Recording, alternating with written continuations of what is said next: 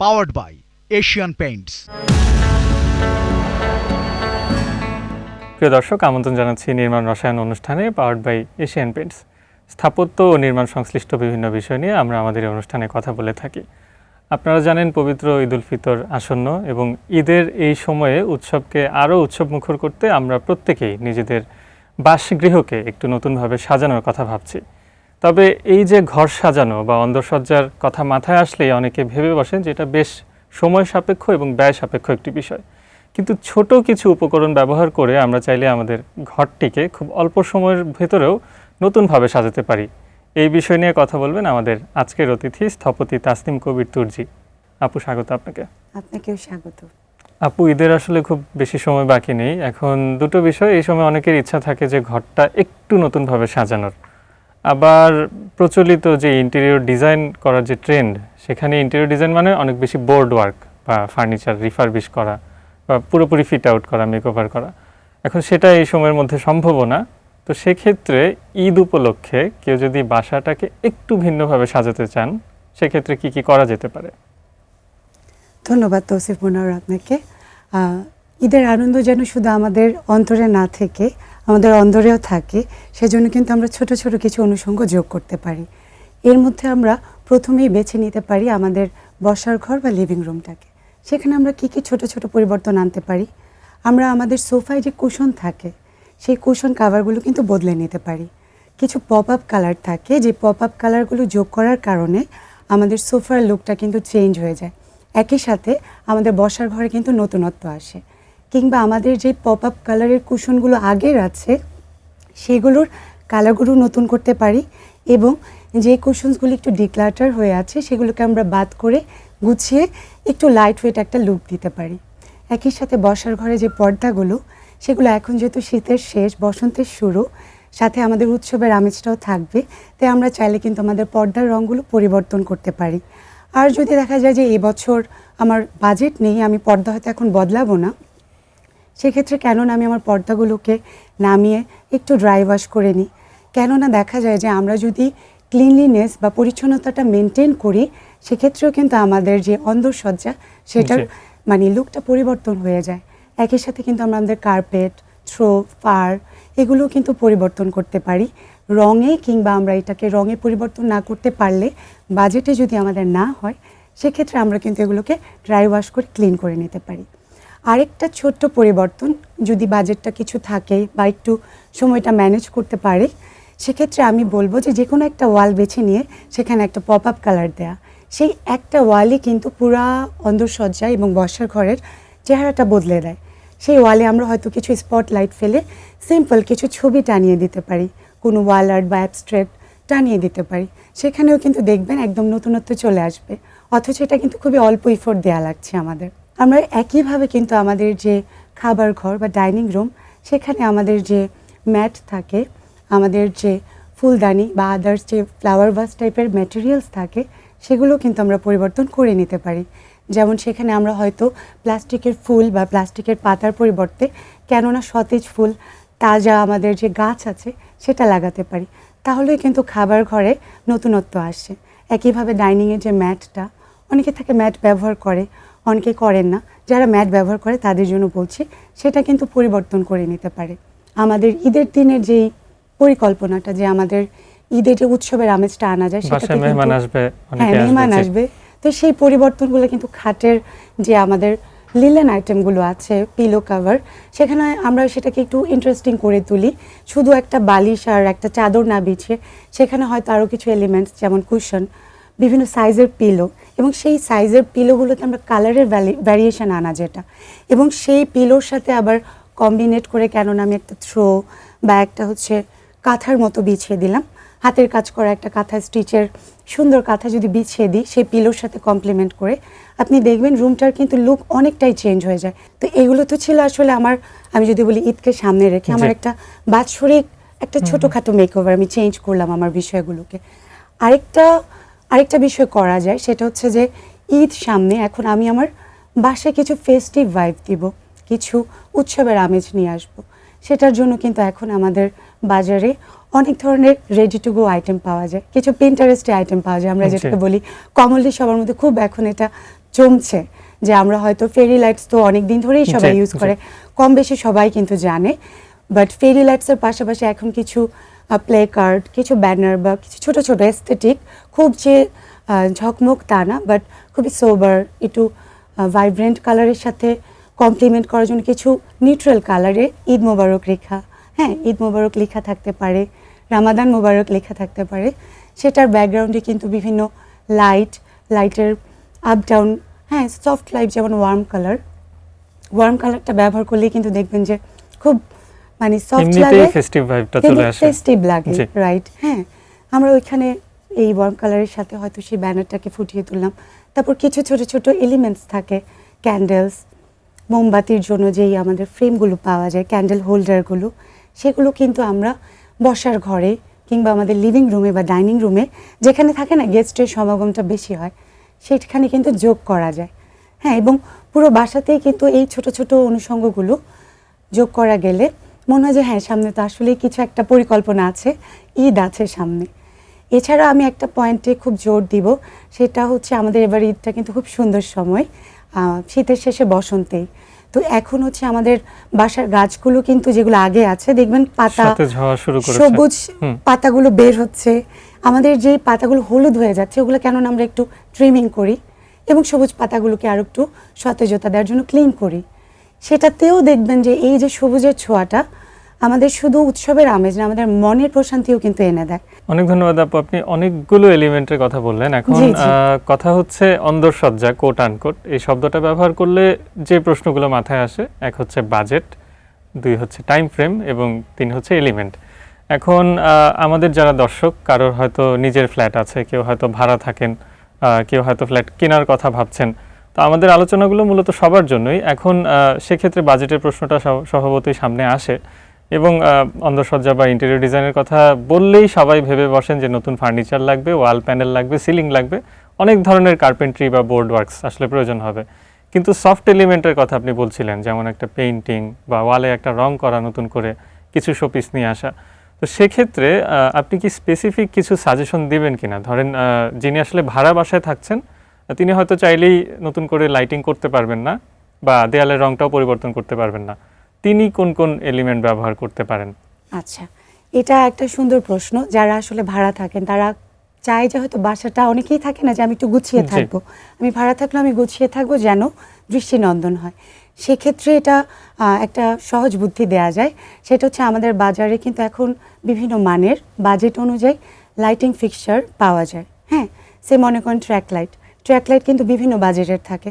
এখন আমার ভাড়া বাসা, আমি হয়তো একটু বাজেট ফ্রেন্ডলি একটা ট্র্যাক লাইট পিক করতে পারি, এবং সেই ট্র্যাক লাইটটা তো আমাদের কিন্তু ভাড়া বাসায় দেখবেন বাই ডিফল্ট ওয়ালে কিছু লাইট থাকে, তো সেই লাইটটা হয়তো একটা টিউব লাইটই হয় টিপিক্যালি, বা একটা বাল্ব দিয়ে একটা হোল্ডার থাকে, তো সেইটাই কিন্তু খুবই ছোট একটা পরিবর্তন, কিন্তু সেই বাল্ব আর হোল্ডারটা আমি রেখে দিচ্ছি, সেটা যদি মানে রেন্ট দেওয়া, যেহেতু বাড়িওয়ালা যদি রিটার্নটা দিতে পারছি, বা আবার আমি যখন রিলিভ করছি বাসা তখন কিন্তু সেট করে দিতে পারছি, বাট সেই হোল্ডারটা সরিয়ে আমি যদি একটা ট্র্যাক লাইট দিই, দেন আমি সেই ওয়ালটাকে একটা সুন্দর একটা কালারফুল একটা পেইন্ট, বা আমি যেটাকে বলছি পপ আপ একটা কালার যদি আমি দিই, এরপরে সেখানে আমি যদি একটা ওয়াল আর্ট বসিয়ে দিই, একটা যে কোনো অ্যাবস্ট্রাক্ট পেইন্ট হতে পারে, ঠিক আছে, সেটা একটা জামদানি একটা মোটিভ হতে পারে, হ্যাঁ সেটা একটা কাঁথা স্টিচের একটা আর্ট হতে পারে, হ্যাঁ যে কোনো কিছু হতে পারে, বিমূর্ত হোক বা মূর্ত হোক, এটা ওয়াল আর্ট হতে পারে।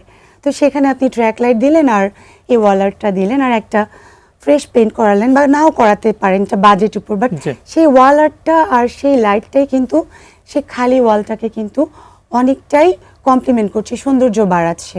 গতানুগতিক যে লাইটগুলো, সেই লাইটগুলো যেটা আমরা বলি যে টিউব লাইট থাকে, বাল্বের যে হোল্ডার, সেটা পরিবর্তন করেও কিন্তু স্মার্ট কিছু লাইট পাওয়া যায়, ল্যাম্পশেডও ব্যবহার এবং আমাদের হ্যাঁ ল্যাম্পশেড হতে পারে কর্নারে আমরা ওয়াল স্ট্যান্ড ল্যাম্প দিতে পারি, আবার টেবিল ল্যাম্প দিতে পারি।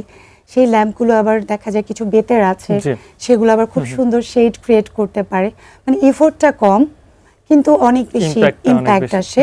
এবং সেই বেতের ল্যাম্পের কালারটা আমরা পিক করতে পারি ওয়ার্ম কালার, কারণ যে কোনো স্পেসে বাসায় বিশেষ করে ওয়ার্ম টোনটা কিন্তু খুবই একটা কোজি হোমলি একটা ফিলিংস দেয় আসলে। এই যে কেনাকাটার কথাটা ঘুরে ফিরে আবার আসছে, তো সেখানে আবারও বাজেটের প্রশ্ন। কারণ ধরেন একটা পর্দার দোকান বা বড় গ্যালারিতে যদি কেউ যান সেখানে তো তার বেশ ভালো একটা বাজেট ব্যয় হয়ে যাবে। একটু আমরা রাখতে তো হয় দেখি বাজেট। যে রাস্তার পাশে অনেক সময় ভ্রাম্যমাণ দোকানেও বেশ চমৎকার পর্দা পাওয়া যায়। জি জি তো সেক্ষেত্রে আপনি অ্যাজ এ লাইফস্টাইল কনসালটেন্ট, যেহেতু আপনি দীর্ঘদিন ধরে ইন্টেরিয়র ডিজাইন প্র্যাকটিস করছেন, জি কিছু সাজেশন যদি দিতেন যে খুবই লিমিটেড বাজেটে কোন কোন এলিমেন্ট পিক করলে আমরা খুব স্বল্প সময়ের মধ্যে বাসার চেহারা বদলে ফেলতে পারবো। আচ্ছা, আপনি যেটা বললেন সেটাকে আমি হয়তো বলবো যে শখ আর সাধ্যের যে মেলবন্ধন। রাইট। হ্যাঁ, শখ আর সাধ্যের মেলবন্ধন সবার জন্যই কিন্তু আসলে শখটা প্রযোজ্য, তাই না? সো সেটার সাথে যদি আমি বাজেটটা চিন্তা করি আমার শখের সাথে, হ্যাঁ হতেই পারে। স্ট্রিট কার্টের কিছু, যদি আমি বলি যে আপনি কার্টেন্সের কথা বলেন, শুধু কার্টেন্স নাই, স্ট্রিট কার্টে Showpiece-ও কিন্তু পাওয়া যাচ্ছে। অনেক কিছু পাওয়া যায়। সেই মনে করেন bed cover, pillow cover, cushion cover, ওখানেও কিন্তু পাওয়া যায়। তো যার বাজেটটা আসলে হয়তো আমি একটু লিমিটেড, Right. তাহলে সেখান থেকে সে পিক করতে পারছে। কিন্তু পিক করার ক্ষেত্রে আমি বলবো যে খুব বেশি কারুকার্য এরকম পিক না করে যেগুলো একটু সিম্পল কালার বা একটু হয়তো বোল্ড কালার বা এক কালারের থাকে, যে কোনো জায়গায় দেখবেন যে এক কালারের যেই এলিমেন্টসগুলো সেগুলো কিন্তু আমাদের নজর বেশি কাড়ে। অনেক কিছু ডিজাইন একসাথে Right. হলে কিন্তু হেবিজেবি হয়। জি জি। সো আমাদের ফোকাসটা যদি আমরা ক্রিয়েট করতে চাই, স্ট্রিট কার্ট থেকেই নিক, কিন্তু হয়তো কিছু কালার প্যালেট পিক করুক যেগুলো হয়তো একটু বোল্ড কালার, কিছু মনোক্রোমাটিক কালার। সবার আগে জরুরি হচ্ছে আমি কিভাবে জিনিসটা সিলেক্ট করছি, আমার কালার চয়েসটা কেমন। কারণ আমি দামি শোরুম থেকেও কিন্তু খুব কনফিউজিং, খুবই হচ্ছে মানে মন্টোনাস এলিমেন্ট পিক করতে পারি। জি। সো আমার চয়েসটা যেন একটু স্মার্ট হয়, নাহলে আমি যেখান থেকেই নিই সেটা কিন্তু আমার বাজেট অনুযায়ী আমি নিচ্ছি, এবং সেটা আমি সঠিকভাবে যদি অ্যাপ্লাই করতে পারি, সেটাকে সঠিকভাবে যদি আমি সাজাতে পারি, তাহলে কিন্তু সেটাও ভালো লাগবে ডেফিনেটলি। তার মানে সময় খুব বেশি না থাকলেও এবং বাজেট খুব বেশি না হলেও আপনি আসলে স্মার্ট ডিসিশন মেকিং এ জোর দিচ্ছেন। আপু, আমরা আমাদের আলাপের শেষ পর্যায়ে চলে এসেছি। আপনি যদি ওভারঅল যে আলোচনাটা আমরা করলাম সেটা একটু রিক্যাপ করেন। যেমন আপনি অনেকগুলো এলিমেন্ট নিয়ে কথা বললেন, ইনডোর প্ল্যান্টসের কথা বললেন।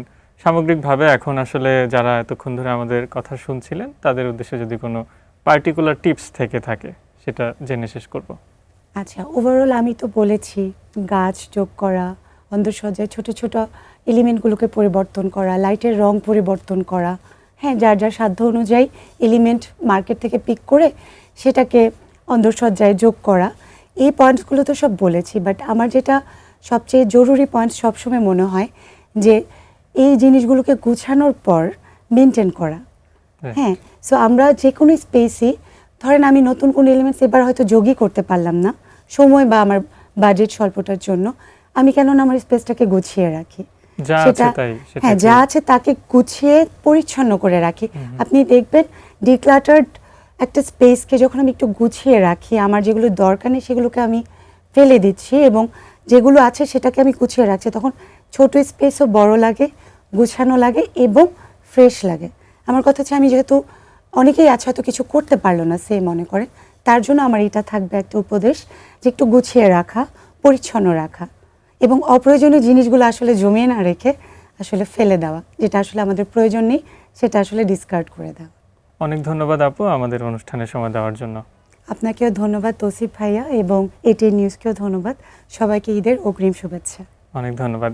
প্রিয় দর্শক, এই ছিল আমাদের আজকের আলাপ। নিচ্ছি ছোট্ট একটা বিরতির পর থাকবে এক্সপার্ট টাইম। সে পর্যন্ত সঙ্গেই থাকুন। Powered by Asian Paints. প্রিয় দর্শক, বিরতির পর নির্মাণ রসায়ন অনুষ্ঠানে আরও একবার স্বাগত জানাচ্ছি। এবারে থাকছে এক্সপার্ট টাইম। সবাইকে স্বাগত জানাচ্ছি আজকের এশিয়ান প্রেস এক্সপার্ট টাইমে। আজকে আমাদের সাথে আছেন আর্কিটেক্ট মতিউর রহমান কামাল স্যার। স্যারের এক্সপিরিয়েন্সটা 48 বছরের বেশি সময় ধরে। আপনি একটা লম্বা সময় দেশের বাইরে কাজ করেছেন, এবং তখন যেটা হচ্ছে, এখন যেহেতু আপনি বাংলাদেশেও আপনি এসেছেন, সার্ভিস ওয়াইজ আমরা একদম পেইন্টের কথা যদি বলি বা ওয়াটারপ্রুফিং এর কথা যদি বলি, কনস্ট্রাকশন কেমিক্যাল যেটা থাকে বিভিন্ন প্রজেক্টের ক্ষেত্রে, সো দুইটা জায়গাতে আসলে এনভায়রনমেন্টের অনেক বড় একটা গ্যাপ আছে। কিন্তু এখানে যেই কোম্পানিগুলোর প্রোডাক্টগুলো সার্ভ করছে, সেই কোম্পানিগুলোর মধ্যে কি আপনি স্ট্যান্ডার্ডের কোনো মিল দেখতে পাচ্ছেন? স্ট্যান্ডার্ড থেকে সবচেয়ে বড় কথা যে যে এই ধারণাটা সম্বন্ধেই সাধারণ লোকের কোনো ধারণা নাই আর কি, যে টেম্পারেচারটা। আপনি দেখুন, আগেকার দিনে আমরা মানে 10 ইঞ্চি দেওয়ালে বাড়ি করতাম, এটা কিন্তু যথেষ্ট হিট প্রোটেকশন দিতে পারতো। এখন কিন্তু আপনি মাল্টি স্টোরি বিল্ডিং দেওয়ালগুলো 5 ইঞ্চি। ক্লায়েন্ট সবসময় চেষ্টা করে খরচটা বাঁচানোর জন্য। তো তো বাংলাদেশ সৌদি আরবের মতো অত গরম না, এখানে হিউমিডিটি বেশি আছে। তো ওখানে যেটা করা হয় কি, মানে প্রথমে হচ্ছে building material, you have to choose the building material যেটা আপনি হিট থেকে প্রোটেক্ট করবে। ওখানে দুই ধরনের হয়, একটা হচ্ছে ডবল লেয়ার ব্রিক্স তো না, ওখানে কংক্রিট ব্লক পাওয়া যায়, কারণ brick is very expensive. 5 centimetre থেকে একটা ফোম দেওয়া হয় দুটো দেওয়ালের মাঝখানে আর কি, অ্যাটলিস্ট 90% হিটটা প্রোটেক্ট করে বাইরে থেকে। তাতে হয় কি, এসির জন্য যে ইলেকট্রিসিটি যে ইয়েটা সেটা কম, লোডটা কম লাগে।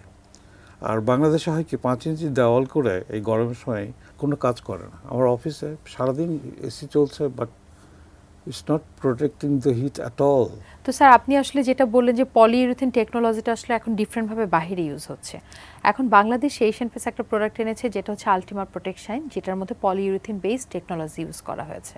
তা আপনার কি মনে হয় এটা আসলে এক্সটেরিয়রে পেইন্টের ক্ষেত্রে কোনোভাবে আমাদেরকে লংজিভিটি দিতে পারে বা বেনিফিশিয়াল হতে পারে আমাদের জন্য? আমার তো মনে হয়, কারণ আমি এই পলিথিন বেসড পেইন্ট প্রচুর ইউজ করেছি, এবং আমার মনে পড়ে মানে প্রথম যে কাজগুলো করতাম তখন যে পেন্ট পাওয়া যেত 3-4 বছরের মধ্যে দেখা সামলা ধরে ময়লা হয়ে গেছে। কিন্তু এই পলিথিন বেসড পেন্ট আসার পরে, মানে which I have been using it since 2005 or 2007, হ্যাঁ, সেই বিল্ডিংগুলো কিন্তু এখনও চকচক করে আর কি, ওটা নষ্ট হয় না সহজে আর কি। হ্যাঁ, একটা হয় যে অ্যাপ্লিকেশনটা প্রপার না হলে কোনো জায়গাতে চটা উঠে গেল গরমের জন্য, খুব টেম্পারেচার তো ফ্ল্যাকচুয়েট করে। হ্যাঁ, এমনও হয় যে আপনার রাত্রেবেলা 17 ডিগ্রি টেম্পারেচার, 40 দিনের বেলা দুপুরবেলা 42 ডিগ্রি হয়ে গেল, এরকম হয় আর কি ফ্ল্যাকচুয়েশন। তো এই যে কন্ট্রাকশনের এক্সপ্যানশন যেটা হয়, সেটা যেমন অন্যান্য ম্যাটেরিয়ালের ক্ষেত্রে পেন্টের ব্যাপারে তাই হয় আর কি। তো এক্সট্রিম ওয়েদারে সৌদি আরবে এটা হয়, এটা দেখেছি। এমনি পেন্টের কিন্তু যে কোয়ালিটি সেটা নষ্ট হয় না, হ্যাঁ, কিন্তু যে জিনিসটা হয় ঠিক একটা মানে হয় না যে একটা মানে বেগুনের যেমন পোড়ানোর সময় একটা ফোসকা পড়ে যায়, ওরকম দেওয়াল থেকে ওটা উঠে আসে, এই জিনিসটা হয়। ফ্লেকিং বা বাবলের মতো হয়। হ্যাঁ, বাবলের মতো হয়। এটা হয়তো অ্যাপ্লিকেশনটা প্রপার হয় না বলে আর কি। তার মানে পেইন্টের একটা মানে যদি আমরা বলি লংজিভিটি বা পারফরম্যান্স দেখতে চাই সেক্ষেত্রে অ্যাপ্লিকেশন, প্রাইমারটাও কিন্তু ওটা ইম্পর্টেন্ট ফ্যাক্টর, কিন্তু প্রাইমারটা আপনি কিভাবে ইউজ করছেন। ফ্যাক্টরি বিল্ডিংগুলোর ক্ষেত্রে আপনার এক্সপেরিয়েন্সটা কেমন, ওখানে কোন ধরনের সাজেশন আপনি আমাদেরকে দিতে চাইবেন? প্রথম কথাটা ইনসুলেটেড ব্লক ইউজ করে তারা আর কি, যেমন হিটটা যেন বাইরে থেকে কম আসে, কারণ ফ্যাক্টরির ভিতরে অটোমেটিক মেশিনগুলো নিজেই একটা টেম্পারেচার জেনারেট করে আর কি, it adds to the exterior temperature সঙ্গে। হ্যাঁ, আর ভিতরে যে সমস্ত স্ট্রাকচার, যেগুলো এক্সপোজ স্ট্রাকচার, যেমন আপনার স্টিলের যদি কলাম, বিম, জয়েস্ট, গার্ডার, এগুলো এক্সপোজ যেগুলো, এগুলো কিন্তু ফায়ার প্রুফ পেন্ট ইউজ করা হয় ওখানে, যেটা রেটিং হতে মিনিমাম 1.5 আওয়ার। 1.5 মানে আগুনটা ধরতে একটু ডিলে করবে। হ্যাঁ, অ্যাটলিস্ট 1.5 ঘন্টা সময় লাগবে, তার বাই দিস টাইম যেন লোকজন বের হয়ে যেতে পারে বা জিনিসপত্র বের করতে পারে আর কি, এই সময়টুকু যেন পাওয়া যায়। তো এই ফায়ার সেফটিটা এটা শুধু ফ্যাক্টরির জন্য না, সব বিল্ডিংয়ের জন্য মেনটেন করতে হয়। যে ফ্যাক্টরিতে যে ছাদটা ইউজ করা হয়, সেই ছাদে তো একটা ছাদের নিচে অনেকগুলো লোক একসাথে কাজ করে, ভেতরে এক ধরনের টেম্পারেচার তৈরি হচ্ছে ডিউ টু যে মেশিনারিজগুলো চলে সেটার কারণে। কিন্তু ছাদে কি যদি এমন কোনো টেকনোলজিকে আমরা ইউজ করতে পারি যেটা আসলে আমাদের এসআরএ ইন্ডেক্স বা হচ্ছে আমরা যদি বলি সূর্যের তাপের কারণে ভিতরে আসলে টেম্পারেচার কম যাবে বা রিফ্লেক্ট করে দিবে? ডেফিনেটলি এটা তো অবশ্যই করা যায়, এবং আমরা করেও থাকি ওটা আর কি। দুটো কারণে, একটা হচ্ছে হিট, আর একটা হচ্ছে যে রেন ওয়াটার যেটা হয় সেটা যেন ওটা নিচে সোক যেন না করতে পারে, সেটা দুটো প্রোডাকশন করা হয়। স্যার আমি আপনার সঙ্গে একটু অ্যাড করি, Asian Paints damp proof fibre tech যে প্রোডাক্টটা আছে, এটা ফাইবার বেস হওয়ার কারণে আপনি যেটা বললেন প্যারাফিট ওয়াল পর্যন্ত কভার করে দেওয়া হচ্ছে, যেটাতে একই সাথে আপনার ড্যাম্প প্রুফিং এর কাজ করছে, এবং সোলার রিফ্লেক্টেড ইন্ডেক্সটা 98% হওয়ার কারণে আসলে এটার যে সূর্যের তাপটা আছে এটা 98% পর্যন্ত রিফ্লেক্ট করে দিচ্ছে, যার কারণে একই সাথে হিট প্রুফিং আপনি যেটা বলছেন, বা আমরা যদি বলি হিটকে কমাবে এবং ড্যাম্প প্রুফিং করবে, একটা সলিউশনে আমরা আসলে প্রোডাক্টটাকে ইউজ করতে পারি। That's very good.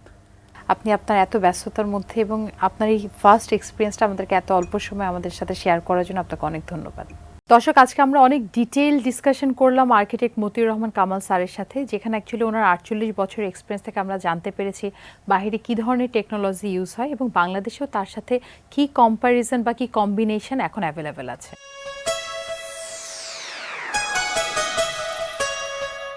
এই ছিল আমাদের আজকের অনুষ্ঠান। আপনার যদি কোনো প্রশ্ন, মতামত বা পরামর্শ থেকে থাকে জানাতে পারেন স্ক্রিনে দেখানো ইমেল ঠিকানার মাধ্যমে। ভালো থাকুন, সুস্থ থাকুন, এটিএন নিউজের সঙ্গে থাকুন।